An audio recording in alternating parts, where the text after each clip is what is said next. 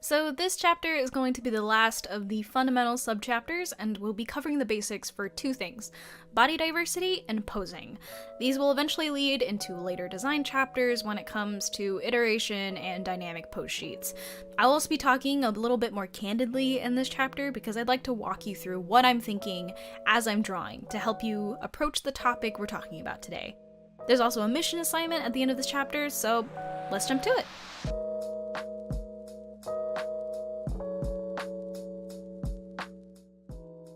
First, let's talk about body diversity. Obviously, we all know that people come in all shapes and sizes, but it's really how people carry their weight and bulk that really diversifies the bodies we see. The percentage of body fat to muscle mass, how someone's proportions vary across heights, posture, and size. All of these are things to consider when you're thinking about the human body as a tool for character design.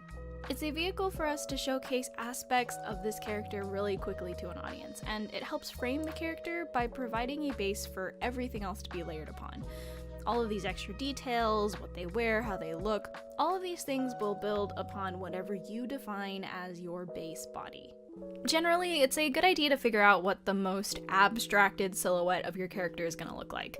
This is commonly described through iconic shapes and shorthands, often to denote the major masses of the upper and lower body. Here is pretty much where you define a, for example, top-heavy versus bottom-heavy character, or an hourglass versus a geometric figure. Animation actually has a lot of examples of their artists using these graphic shapes to quickly define the visual archetype for their characters, because it exemplifies the need to have a clear vision for the overall shape and design. Certain shapes have certain stereotypical connotations. You might have heard that the basic rule is that sharp shapes equals evil or threatening, and rounder shapes equal good or less threatening. There are a variety of ways to describe the scale of threat and danger through a character design that doesn't rely on these binary sharp equals bad, round equals good type rule sets. But using these basic rules can serve as a jumping off point for your concept. By looking at what these shapes can represent, either metaphorically or aesthetically, you can start arranging these stereotypical shapes to help quickly establish the basics of your character. For example, shapes with a flat base that wouldn't be easy to tip over feel more stable and grounded, like upright triangles and squares. More unstable shapes would be the inverse, perhaps unbalanced upside-down triangles or organic shapes with no solid side. So when you're talking about characters who feel physically and mentally grounded, you can consider giving them shape languages that emulate those attributes. So I kind of wanted to talk over this recording and explain some of the decisions I made when it came to drawing this character, and I'll show you a couple different examples with different body types. But with this character in specific, I wanted to make someone who felt very strong, very much more like a gentle giant, an indomitable wall of force type of thing. So the choices I made were primarily about making his proportions compact in certain places and elongating others to create this kind of walled, encapsulating silhouette. So I took his torso and compacted it up, so it was trapped between his trapezius and his elbows and kept that inner mass really centered in that area.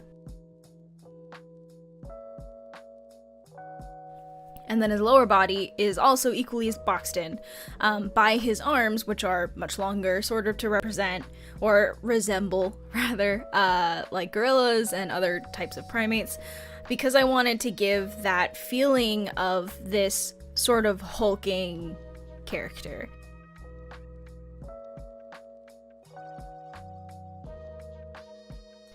So what did we end up with? Basically, this character could probably throw a mean punch, but there's a lot of different ways that you can spin this body type into a variety of different character archetypes.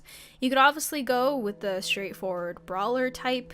Maybe he picks fighting as his lifestyle, or maybe he's a bit more of a gentle giant who has a lot of raw power but only chooses it to protect his loved ones.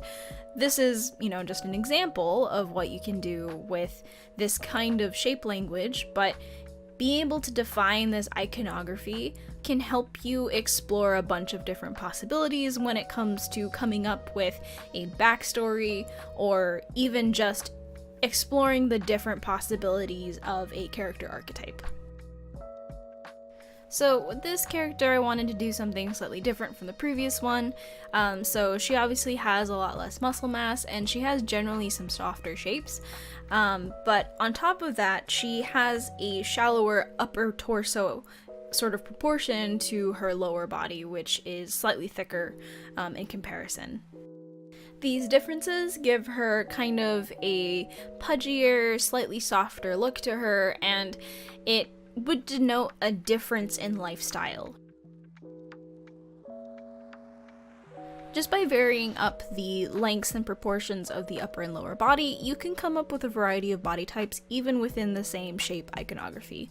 So two characters with very similar abstract silhouettes will still find ways to kind of come out in their own unique light just because they have different proportions.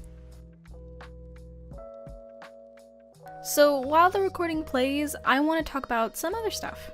As I mentioned before, animation has a big history with shape-first design philosophy, which stems from the need for simplicity, clarity, and efficiency in a character's design.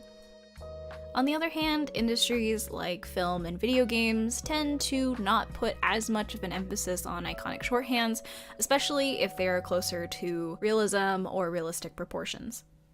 That being said, I think this is still a really good starting off point, especially if you're just starting to concept a character, because being able to clearly communicate the overall silhouette of a design can help you really place them either within a character cast or within their own story. Personally, I think it's really good to have this level of clarity defined really early on in a character concept, because you can just increase the level of complexity from there. On the other hand, if you have a very realistic design that is just kind of lumpy, doesn't have a really clearly defined silhouette, it's hard to fix it later on once you have all of these extra details on them. There are a lot of things that you can think about when it comes to figuring out the best body type for your character. Some examples are what type of movement or regimen do they perform regularly enough to have an impact on their physique? What silhouette shape are you casting on this character or archetype? And how would this character stand or hold their weight when they're at rest or unaware? These are all the types of questions that you can use to help define how you approach building a body type that suits your concept. And how you answer these questions will inevitably impact a lot of things, including story implications, characters' backstories, etc. It's a good idea to look at photo references of people with different weights, heights, activity levels, and body fat percentages. There are physical differences between where fat deposits are commonly found on a biological male or female body, which will influence how their bodies look when it is changed by excess fat or stretched skin. Likewise, the clarity and definition of muscle mass can be subtly different due to variations within the type of activity that your character does on a daily basis. A bodybuilder might have excellent strength, but can struggle in a sport based on balance and stamina, such as bouldering. Rock climbers, for example, while incredibly strong in their fingers, generally aren't building the same type of muscle mass, despite needing to be able to manipulate their body weight. Gymnasts and ice skaters both tend to have athletes start their careers young, however the results from their training are worn pretty differently as they grow older. It's not just muscle mass either. Classically trained dancers walk differently from an untrained person, walking with their whole weight carried down their center, while a non-dancer might shift their weight forward or back in their hip. With these things in mind, you can start crafting a body type which fits the lifestyle and personality type of your character. Depending on the archetype and their job, you can shift the bulk of the character between muscled or soft, and the body type between thicker or lean. We'll be revisiting these concepts later on once we get into the actual character design portion of the class. But it's still good to think about how even the fundamental building blocks of the human body can contribute to the storytelling and visual interest of a character. Even if your choice and body type is primarily for aesthetic reasons, keep the information we went over in this video as a tool in your toolbox. Having a solid foundation to build your character upon can distinguish a meaningful and thoughtful character design from amongst the crowd.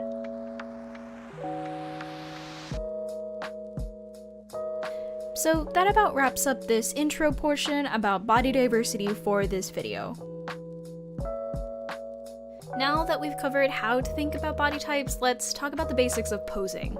How people usually start talking about posing is by talking about rhythm. It's the best way to describe movement and motion through a visual medium. Having a flowing energy or a sense of gravity moving through the body is essential for crafting lively character poses. Animators often refer to a concept called line of action being the primary lay-in for any character pose, with secondary lines described through hair, fabric, and other limbs. All of these elements will then work together to create a cohesive choreography of movement, which is then weighed down by gravity. So let's talk about center of gravity. The human body balances itself using its center of gravity, which is commonly described by dropping a line from the top of the sternum straight down to the floor. This is how we as artists find where our center of gravity is and can really help us define when things are off balance or need to be readjusted. Weight-bearing limbs, such as feet and hands, are often the ones closest to the spot where the center of gravity lands. Having the center of gravity extend past where the available limbs can counterbalance or support ends up with a pose that feels pretty off balance.